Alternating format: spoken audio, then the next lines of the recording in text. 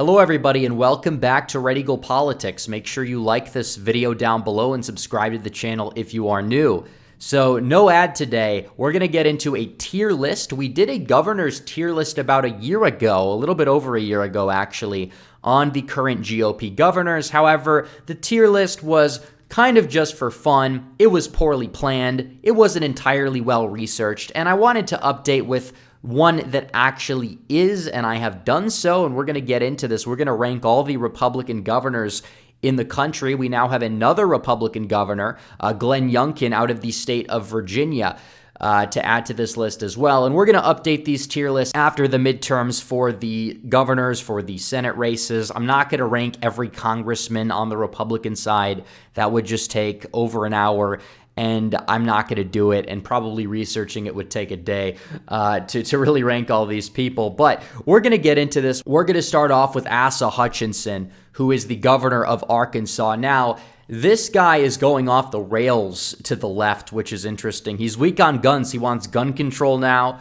In regards to abortion, he said that he would consider loosening the abortion law in Arkansas if Roe v. Wade actually was overturned. He rejected a bill that would have banned transgender athletes from performing in women's sports. He is garbage on the election integrity issue, not like it matters because Arkansas is not really competitive. And he also praised Biden's COVID response in late 2021. Overall, just a very weak governor. He would probably go in F tier if it wasn't for some other people on this list actually being worse, which is another thing. There are governors that I support primarying out that are probably going to go in C tier just because of the fact that there's so many weak Republican governors. Obviously, A tier and B tier are good. C tier is kind of a mixed bag, not the worst, but in some states that are crucial, like Texas, probably could get somebody better in there. D tier is garbage. E tier is even worse. And then F tier is the lowest of the low all around. And yes, the partisan lean of the state does actually get taken into account for this as well. I mean, there are governors that could go in F tier that are probably going to go in E tier just because of the fact that they represent super blue states.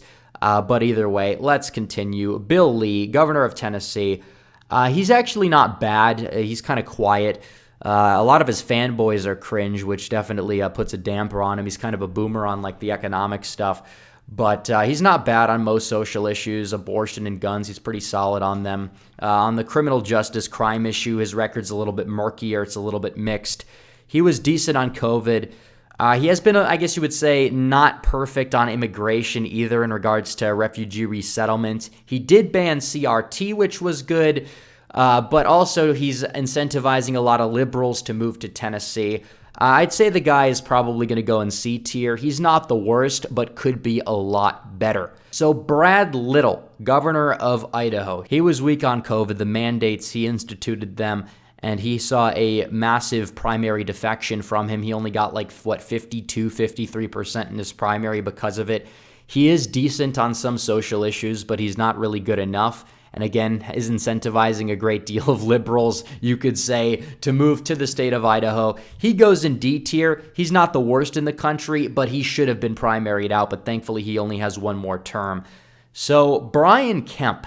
Brian Kemp, this guy, we know Brian Kemp. I think the worst thing he arguably did is something that doesn't get talked about enough, and that is appointing Kelly Loeffler to that Senate seat. That was a train wreck. But he's weak on the election issues. He has done nothing on immigration. He ran a campaign that was very, anti-illegal immigration, yet Georgia now has more illegal aliens than the border state of Arizona. And he was okay on COVID. I will say that is his bright spot. He reopened even when Trump told him not to. And he has passed some good legislation, but a lot of that good legislation was simply passed for him to avoid a primary challenger. And he still has incentivized a lot of liberals to move into the state of Georgia, which is pushing it left off a cliff. Altogether, he is going to go in the D tier. Charlie Baker, he's basically a centrist. For Massachusetts, he's not the worst governor in the world, but either way, he is basically a liberal Republican. He goes in E tier, and if it wasn't for him being in Massachusetts, you bet he would go in F tier. Up next, we have Chris Sununu. Sununu, I had high hopes for him Back in 2016, he called himself a Trump Republican. However, ever since then, he has gone off the rails on everything. He has like Trump derangement syndrome now. He trashes him for relatively insignificant things. He is pro-choice. He is pro-CRT. He added a non-binary option for driver's licenses, and he refused to enforce Trump's immigration laws. And New Hampshire, there's a lot of drugs up there. He hasn't mitigated the problem with that. Altogether, he goes in F tier. He's arguably worse than Phil Scott at this point, by the way. He's just competing with him to see who could be the more liberal Republican, like full-on rhino. There are people that will say the term rhino is a little bit meh because it can apply to people who might agree with the textbook platform of the Republican Party but happen to be a part of the GOP establishment. I think rhino is more of an umbrella term in that regard, under that definition, but Chris Sununu is a full-out rhino, regardless of however you want to chalk up the term rhino. I will say that. So up next, another rhino, Doug Ducey, bad on immigration. Bad on election reform, supports red flag laws. The Cold Stone Creamery thing in the semi-sarcastic edition, we kind of touched base on that. And even in the serious tier list here, it's not really going to help bail him out in any way. Doug Ducey sucks. He's relatively weak on pretty much every issue, and he's in Arizona, and he is elected governor of Arizona at a time when Arizona is moving to the left, and he has done very little to push back on that. You could even argue he's the anti-DeSantis. Thankfully, Kari Lake is more likely than not going to be the GOP nominee this cycle, and Arizona is going to basically see a flip. So Ducey, I'm going to put him in E tier. I think he's worse than Brian Kemp. Kemp gets talked about more, but Ducey, I think, is arguably worse. So Doug Burgum, we don't know much about this guy, but he seems fairly weak. Altogether, he did ban CRT. He supported the pipeline. He helped get that done. But then he went around and said that the GOP platform was divisive on the alphabet issue, which arguably I don't think it's strong enough on it. He's going to go in D tier. Not a lot is known about the guy, but this guy is apparently very liberal on some social issues, and he's from North Dakota, so he's going in D tier for sure. Greg Abbott. Everybody knows Greg Abbott, governor of Texas. I did support primarying him out with Don Huffines because he's been fairly weak on a lot of issues like abortion. He hasn't really done anything until he had a primary challenge, and immigration, which he hasn't done really anything even when he had a primary challenge. Was fairly weak on COVID if you compare him to somebody like Ron DeSantis. He was more hands-off-ish on the issue, but he was still all right on the issue. He's just a run-of-the-mill Republican governor. Texas deserves better for a state that is moving to the left. And again, Greg Abbott is somebody that is championed bringing in Google and a lot of these big tech industries to Texas, and altogether he's just very meh. I'm going to put him in C tier because he has done several good things, but at the same time he's fairly weak and should be a lot better. It just speaks volumes to how poor the Republican governorship delegation in the country truly is. So up next we have Rolf Torres from Northern Mariana Islands. He is very weak on social issues. He is very corrupt as well. He's going to go in E tier. He doesn't go in F tier because he's from Northern Mariana Islands. So Greg Gianforte, he does everything. He's done everything. He's passed all the legislation we want to see passed, you name it, on whatever issue. He has been extremely solid. I think one could argue he's even better than Ron DeSantis. He's going to go directly in the A tier. Up next, we have Henry McMaster, who is growing on me. He's not bad on really any issue. He was very good on COVID. He put out the riots in 2020 that were taking place in South Carolina. He's decent on most issues. I couldn't really find anything wrong with this guy. I think we're going to put him up in B tier. I think he's a breath of fresh air in regards to the South Carolina GOP. He's not he's not a DeSantis type. He's not going to make headlines like that, but he is really solid all around. So up next, we have Larry Hogan. Hogan, for one of those blue state governors, he's not actually as bad as Baker or Sununu, but he is just a McCain-type Republican, and he is somebody who's liberal. He arguably has to be. I think he's probably less personally liberal than he actually is, but he was governor of Maryland, and he can't really do much there, but he's just weak all around. Maryland Republican, I'm going to put him in E tier, mainly because I want to keep him as far away from the presidency as possible, because he'll try to be that Romney type to run, and maybe, I don't know, we'll see what happens. I don't think he'd go anywhere in a primary, but You never know. You never know. In the post-Trump era, 10 years from now, this guy, he might actually try to make a run for the presidency, and he'll probably have establishment backing, and we got to make sure that the party steers away from a Larry Hogan type of Republican, even if he does move to the right on the issues like Romney or McCain did to win the nomination. Either way, we have to steer clear of Larry Hogan. Up next, we have Eric Holcomb, who was horrible on COVID. He was basically DeWine to the West. I guess you look at his other record, he's pro-transgenders in women's sports. Again, somebody who belongs in E tier. We'll put him in between Ducey and Hutchinson. So up next, we have Jim Justice, governor of West Virginia. He's somebody who is very wishy-washy, hit or miss on his record. He was a jab shill, but I mean, a lot of these guys were, including DeSantis and Trump. I think he is somebody who's a little bit receptive to public pressure. When he gets called out on something, he'll take a stand, but otherwise it's just fairly meh. I'll put him in the top of C tier. Up next, we have Kay Ivey, who increased gas taxes at a time when gas was going up and was horrible on COVID. Had mandates, mask mandates, and all of that stuff. She definitely belongs in D tier. She's not as bad as some of these people in E tier, but is fairly weak. And she almost did get primaried out or pushed in a runoff, which was good. You love to see it. So hopefully she'll have some more pressure on her for the second term.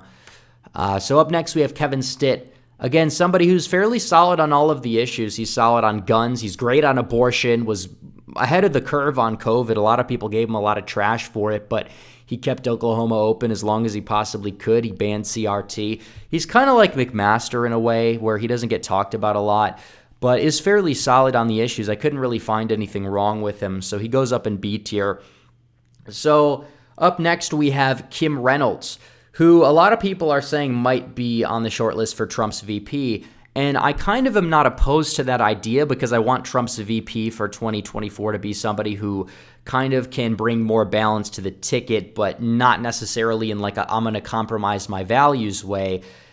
Just somebody that adds something to the ticket, is from either the Rust Belt or the Sun Belt, that could have appeal, and is also somebody that would not be seen as an instant heir to the throne of Trump in 2028, because I think a lot of people that could be are running for office this cycle. They're not going to, be Trump's VP. They're not going to turn around less than 2 years into office and basically show their aspirations. So I think Reynolds is somebody who could be that. She's, again, good on most issues, not bad. Passed a lot of bills we like to see passed, like on election stuff. Was fairly good on COVID, passed the transgender sports bill, banned CRT, etc. Fairly solid all around. We'll put her up in B tier. Up next, we have Kristi Noem from, I believe, the state to the west, another female governor, although this one is fairly weak. She is, like I said in my last video, a corporatist libertarian, which is true. Caved into pressure regarding banning corporate jab mandates. She also is basically owned by this health company, Sanford Health, which arguably explains why she was so weak on the NCAA transgender sports issue. She's awful on immigration, supports massive amounts of refugee resettlement in South Dakota, was overhyped by Fox News. The only saving grace for her was the fact that she kept her state open during COVID, but it's like, okay, you have how many people that live in South Dakota? It's really not that commendable. And on the corporate mandate thing, she was awful. So I'm going to put her up in D tier. She is very overhyped and overrated. Up next, we have Mark Gordon, who is kind of like Brad Little to the southeast, I guess. Again, there's not a lot that's known about this guy, but he just was weak on COVID. On the other issues, not a lot is known. He's just meh. So we're going to put him in D tier. Up next, we have Mike DeWine, who was awful on COVID. He appointed Amy Acton to the board to oversee the whole COVID process, who's super far left, was actually in the running for the Senate race, or was going to be, and was challenging Tim Ryan from the left, believe it or not. That's how weak DeWine is. He's horrible on social issues, very meh on CRT, and is somebody who would have lost his primary had there been a runoff process, but there wasn't. So he's going to go up in E tier, especially because he's from Ohio. We'll put him right next to Eric Holcomb. So up next, we have Mike Dunleavy from Alaska. Again, not a lot is really known about this guy from what I could tell. He seems like he caves on some social issues, though, from his record. We'll put him up in D tier. Up next, we have Mike Parson, who, again, is somebody who seems like a more Jim Justice type. He had a statement on, like, educational matters that was fairly weak regarding, like, CRT, but on COVID, he wasn't that bad. He's kind of like a Jim Justice Bill Lee. We'll put him up in the C tier. Up next, we have Pete Ricketts. Ricketts is somebody who has been underratedly all right. From what I could tell, he signed some decent legislation. He was good on COVID. Not much else. I'll put him up in the, I guess you would say, the B to the C tier range. Maybe we'll put him in the B tier just to round things out. Up next, we have Phil Scott, who makes Biden look conservative. We don't need to say anything else about this. He goes in F tier. I don't care if he's from Vermont or not. Ron DeSantis, again, I don't think we need to explain that, but he's really laying the groundwork for true conservative leadership at the state level.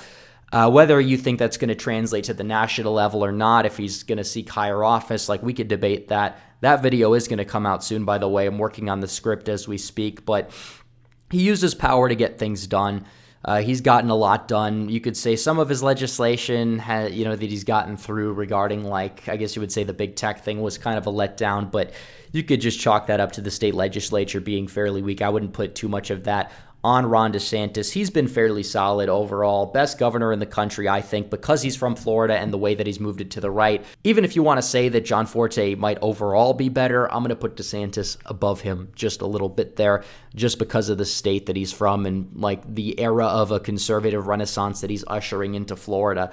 So up next, we have Spencer Cox, who is pro-alphabet. He is pro-BLM, and he is pro-nouns. He is pro-pronouns. He uses pronouns like a leftist. He is one of the worst governors you could ask for, and he represents Utah. He sucks. He's garbage.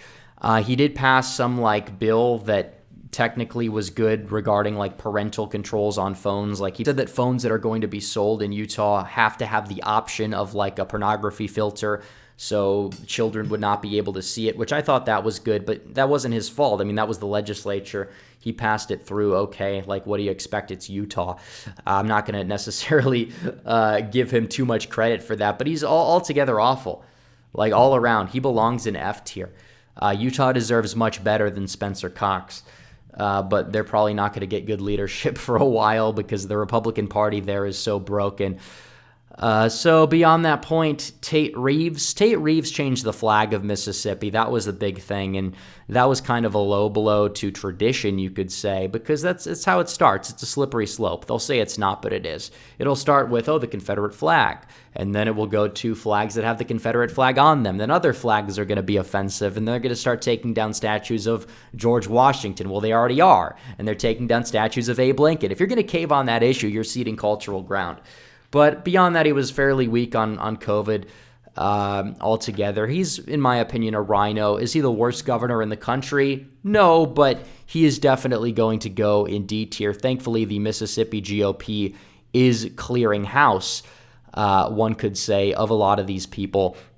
And they have solid challengers to the incumbent rhinos in Congress that are going into runoffs and are probably going to be favored, especially in the 4th district. But I think that getting Michael Cassidy in there in the 3rd would just make things so much better. So up next, we have Glenn Youngkin, one of the most talked about governors in the entire country. Altogether, he has been all right, I will say. He has been solid. I think he is overrated by a lot of the, like, election Twitter people because they're, like, 15, and them seeing him winning is, like, the only big, like, Republican victory. But, like, altogether, he's done a few good things. On the economy, he's fairly good. He was good on, in banning CRT. First day in office, as he promised. But still, I think he is a member of the GOP establishment. I know he can't be super, like, based in Virginia. I think he's marginally better than Greg Abbott even, but he's from Virginia. I'm going to put him up in the B tier. He's still from that Bush firm, the Carlyle Group. You can't forget that. But altogether, I think he's decent for Virginia overall. I'll put him up in B tier. A lot of people are saying he might be Trump's VP as well. We'll have to see about that, but he's definitely not like a Trump Republican, but he's a decent Republican for Virginia, I will say.